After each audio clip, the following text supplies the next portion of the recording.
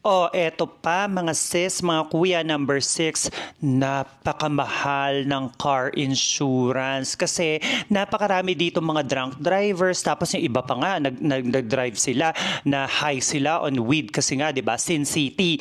So napakadelikado, nakakatakot. So ngayon ang daming accidents everywhere. Every corner kami ng friend ko, every time na lalabas kami, Diyos ko, every 4 or 5 blocks meron yata aksidente. Tapos pag nakakita ka ng accident sa freeway, hindi lang basta accident, total car talaga. Kailangan ng paltan yung car. At kaya sobrang mahal kasi ang daming aksidente. So, ayun nga, isa yun sa mga reasons bakit na ako aalis dito. Bakit ako babalik or lilipat ulit ng New York. Kasi nga, bukod sa binabayaran kong bahay, sasakyan, mga ganun, ang mahal ng insurance. Mga sis, mga kuya, hindi ko kinaya. Mga sis, mga kuya, number 7, eto na, bagsak dito ang educational system, lalo na sa public school or I'm pertaining to public school kasi kulang ang mga teachers dito. Ang hirap humanap ng mga teachers na gustong tumira sa disyerto na ganitong kainit, 110 degrees Fahrenheit hanggang 115 degrees Fahrenheit pag summer. Tapos syempre, parang yung iba naman kaya ayaw lumipat dito kasi nga Sin City capital, 'di ba? Ang daming mga casino, mga droga, mga negative stuff. So, ang hirap nila ma-invite para pumunta rito. Laglag talaga. Isama pa natin dyan ang medical system. So, kung family kayo, tapos gusto nyo isama ang mga anak nyo rito, hindi ito magandang lugar para magpalaki ng anak. Unless mayaman kayo, ipasok nyo sa private school yung mga anak nyo, mga sis at mga kuya. Number 8, mga sis, mga kuya, yung water scarcity. Lahat natatakot na one day daw, dadating yung time na mauubos na ang tubig dito sa Las Vegas. Lake Mead will hit its all-time low in 2 years. That's according to projections just released by federal authorities. Lake Mead is losing something far more dangerous than Yung quality ng tubig rito hindi ganun kaganda. Hindi ako masyadong umiinom ng tubig galing gripo. Lagi akong bottled water from Walmart. Kasi nga, yung mga tubig na nandito sa mga bahay, household, condo, mga recycled na yan. Galing sa casino, galing sa ibang ano.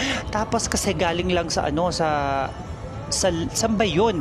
Sa Lake Mead yung tubig, bumababa na raw yun, laging bumababa. Number 9, mga sis, mga kuya, napakahirap makahanap dito ng mga tunay na kaibigan kasi nga ganito, nag-work sila sa casino ng weekend, tapos kung ikaw naman, office worker ka, di dun ka naman day off, so hindi mo sila makikita. Tapos, transient city kasi siya, meaning, siya, palipat-lipat yung mga tao. Tulad ko, tumagal nga ako ng 3 years, diba? Pero usually, kaibigan mo tong taong to ng 1 month, tas bukas makaliwa, wala na siya, umalis na siya, bumalik na siya ng New York, nag Los Angeles o nag San Francisco. So, ang hirap makahanap ng community at ng true friends dito. Number 10, mga sis, mga kuya, grabe ang tukso ng pagsusugal ng gambling.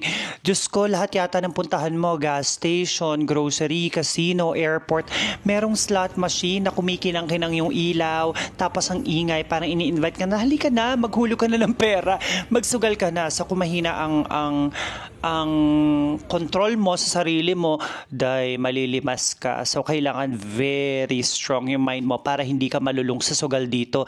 O ayun na nga mga sis, mga kuya, meron pa kayo idadagdag? Dito ba kayo nakatira sa Las Vegas? Or gusto nyo bang lumipat dito? Mga sis, mga kuya, hindi naman negative lahat ng reasons dito sa Las Vegas. Meron akong ginawang video, di ba? Panoorin nyo naman yon. Mga positive reasons bakit ako na in love dito sa Las Vegas. Makikita nyo lang siya sa mga social media ko. YouTube is Lali Amante, Facebook is Leila Amante, TikTok and Instagram, ang dami nakakaloka.